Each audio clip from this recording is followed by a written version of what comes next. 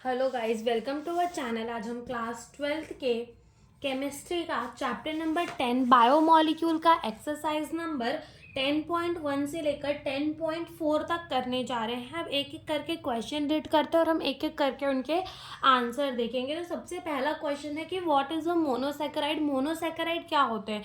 अब मोनोसेकेराइड क्या है? एक टाइप का कार्बोहाइड्रेट है। हमारे कार्बोहाइड्रेट्स क्या होते थे कि अपने ऑप्टिकली एक्टिव पॉलीहाइड्रोक्सी, एल्डिहाइड और कीटोन, ये जो कंपाउंड होते थे वो अपने क्या होते थे? कार्बोहाइड्रेट होते थे, या फिर ऐसे कंपाउंड जो अपने हाइड्रोलिसिस में हमें ऑप्टिकली एक्टिव पॉलीहाइड्रोक्सी, एल्डिहाइड या फिर कीटोन दे तो हम उनको क्या कह देते थे कि ये भैया हमारे क्या है? कार्बोहाइड्रेट है। अब कार्बोहाइड्रेट को क्लासीफाई भी किया गया था कि अगर हम उसकी हाइड्रोलिसिस करेंगे तो वो हमें कितने यूनिट देगा। ठीक है, मतलब अगर मैं कार्बोहाइड्रेट का हाइड्रोलिसिस करूँ तो मुझे 1 यूनिट देगा या 2 यूनिट देगा या फिर 3 यूनिट देगा। ऐसे करके कार्बोहाइड्रेट्स को क्लासीफाई किया गया था। तो ऐसा कार्बोहाइड्रेट जो फर्दर हाइड्रोलाइज नहीं होता, ठीक है, वो हाइड्रोलाइज नहीं होता, वो पहले ही अपनी सिंपलर यूनिट में होता है, तो उसको क्या कह देते हैं? मोनोसेकेराइड कह देते हैं। अभी जो मोनोसेकेराइड्स होते हैं ना, वो फर्दर हाइड्रोलिसिस नहीं करते। और 20 मोनोसेकेराइड जो है वो अकर नेचुरली इन दी नेचर, वो नेचुरली नेचर के अंदर पाए जाते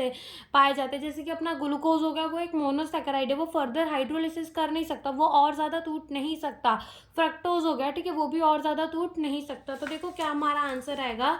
दिस आर द पॉलीहाइड्रोक्सी, ये क्या है? Polyhydroxy, aldehyde and ketone, aldehyde and ketone that can not be further hydrolyse, जिसको अपन फर्दर हाइड्रोलाइज नहीं कर सकते to simpler unit of the carbohydrate, और simpler unit of the carbohydrate देने के लिए। For example glucose and fructose and galactose, ये सारे क्या है? अपने मोनोसेकेराइड हैं। They have a general formula. Monosaccharide का जनरल फार्मूला क्या होता है? CnH2nOn, ठीक है।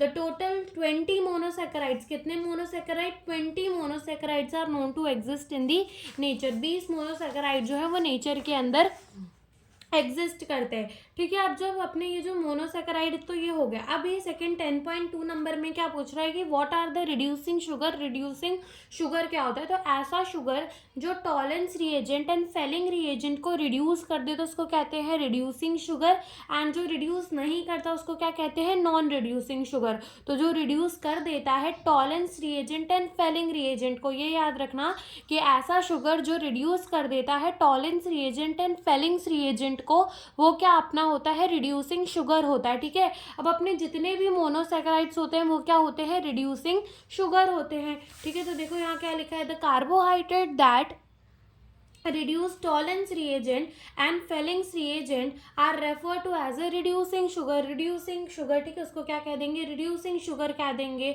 all monosaccharides are reducing sugar, सारे मोनोसेकेराइड क्या होते हैं? reducing sugar होते हैं। जैसे कि लैक्टोज हो गया, ठीक है, जैसे कि अपना लैक्टोज हो गया, ग्लूकोज हो गया, तो ये सारे क्या होते हैं अपने? जैसे लैक्टोज तो अपना डाइसेकेराइड है, लेकिन ये भी याद रखना होता है कि जो लैक्टोज होता है ना, वो भी अपना क्या होता है? रिड्यूसिंग शुगर होता है। और ग्लूकोज से रिड्यूसिंग शुगर होता है। अगर मैं पूछूँ आपसे फ्रक्टोज रिड्यूसिंग शुगर होगा तो बिल्कुल होगा। क्यों होगा? क्योंकि वो एक मोनोसेकेराइड है, ठीक है। फिर आते हैं 10.3 नंबर में। देखो 10.3 नंबर में हमसे क्या पूछा है? Write two main function of the carbohydrate in the plant. हमें 2 मेन फंक्शन बताने हैं कार्बोहाइड्रेट के प्लांट के अंदर। तो सबसे पहले अगर हम स्टार्च की बात करें तो स्टार्च क्या है? कार्बोहाइड्रेट है, ठीक है। अब प्लांट के अंदर फूड स्टोरेज, फूड किस फॉर्म में स्टोर होता है? स्टार्च के फॉर्म में, तो एक जगह तो ये काम आ जाता है।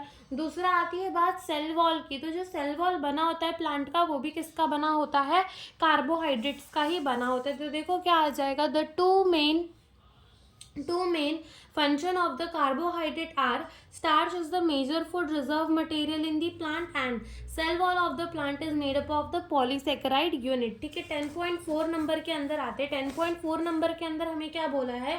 Classify the following into the monosaccharide and disaccharide. Monosaccharide का जो फर्दर हाइड्रोलिसिस ना करे और हमें कुछ सिंपलर यूनिट ना दे, वो सबसे सिंपलर यूनिट ही है। और डाइसेकेराइड यानी कि जो हाइड्रोलिसिस करके अपन को 2 सिंपलर यूनिट दे, दो मोनोसैकेराइड थे, ठीक है। तो हमको क्लासीफाई करना है राइबोज में, deoxy ribose, maltose, galactose, fructose and lactose. तो यहाँ पे माल्टोज एंड लैक्टोज ये दो क्या है डाइसैकेराइड, और बाकी सब यहाँ पर क्या है मोनोसैकेराइड। तो देखो यहाँ पे हमारा आंसर लिखा हुआ है, मोनोसैकेराइड क्या होगा, ribose two deoxy ribose, galactose and fructose क्या है मोनोसैकेराइड, और डाइसैकेराइड क्या है maltose and lactose are the disaccharide. तो हमने 4 क्वेश्चन कर लिए। Thank you for watching the video.